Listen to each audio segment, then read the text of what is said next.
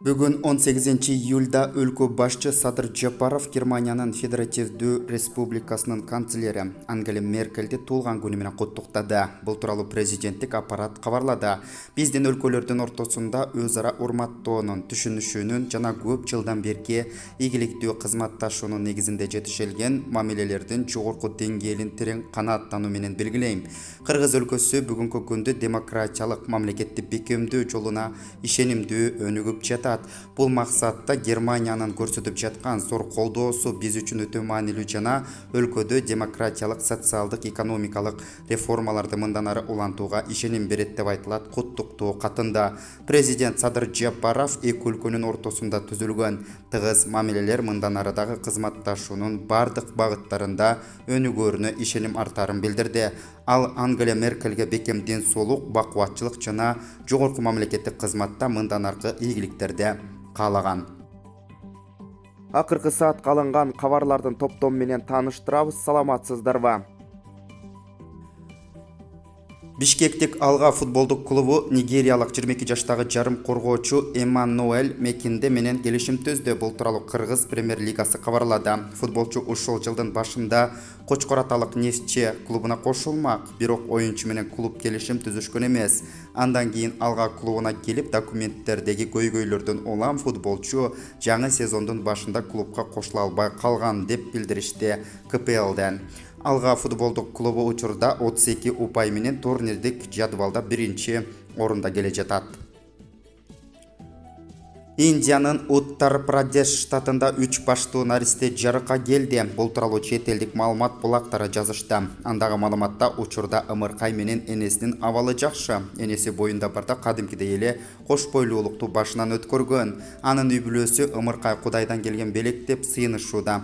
Ымыркайдын калган 2 башы дагы кадимкидей болуп, ал тургай чач өскөнү көпчүлүктү таң калтырган. Былтыр 2020 жылдын июнь айында коңшу Өзбекстанда 2 баштуу ымыркай жарык дүйнөгө келип, 1 айдан кийин чарчап калган. 115 кыска номуруна көпчүлүк жарандар эмдөө албаса чоңдорду жумушунан кетире турганын айтып, коркутуп жаткандыгын билдирип, кайрылгандар көп болууда. Бул тууралуу Акыйкатчы институту кабарлады. 115 шыр байланыш кызматына келген көптөгөн кайрылууларды жана телефон чалууларды эске алып, Акыйкатчы институту бардык мамлекеттик жана муниципалдык мамлекеттердин жетекчилерин мажбурлоо же коркутуу жолу менен вакцинация жүргүзүүдөн алыс болууга чакырат. Ошондой эле мындай мажбурлоо фактылары аныкталган учурларда мыйзамда каралган жоопкерчиликке тартууларын эскертет. Ошол эле учурда эмне алуу бул адамдардын ден соолугунун коопсуздугу үчүн бүткүл дүйнө мамлекеттеринин бирдиктүү саясаты. Максаты бүтүндөй калктын ден соолугуна кам көрүү экендигин эске алуубуз зарыл деп жазылат билдирүүдө.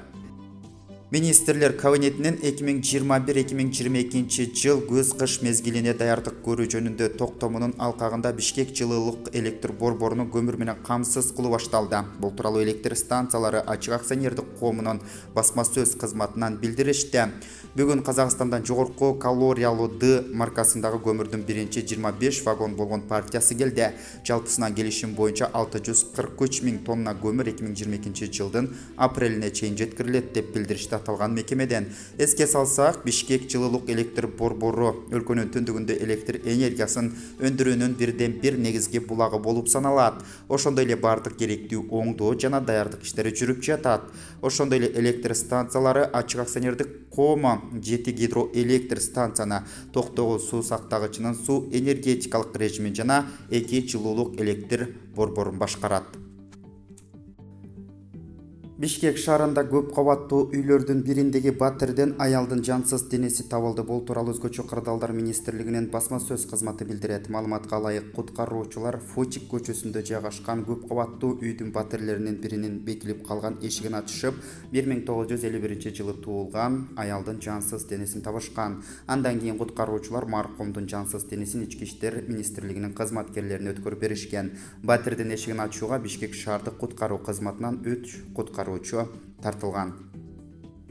Кыргызстанда коронавируска каршы вакцина алгандардын жалпы саны 221.817 жетти. Бул тууралуу Саламаттык сактоо жана социалдык өнүктүрүү министрлигинен кабарлашты. Бир сутка ичинде өлкөдө 21.120 адам эмделген. Жалпысынан 18 июлга карата 221.817 кыргызстандык вакцина алса, анын ичинен 95.328 экинчи дозасы менен эмделген.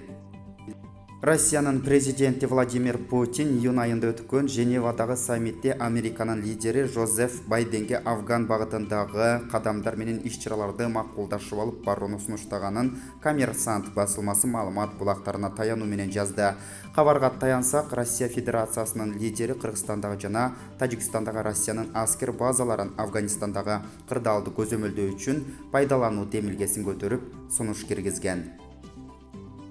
17 июльда Золотые Пески пансионатындагы бардын биринде 19 жаштагы бишкектик улан менен 43 жаштагы жергиликтүү тургундун ортосунда пикир келишпестик жаралып, кийин бири-бирине бычак урганы кабарланган.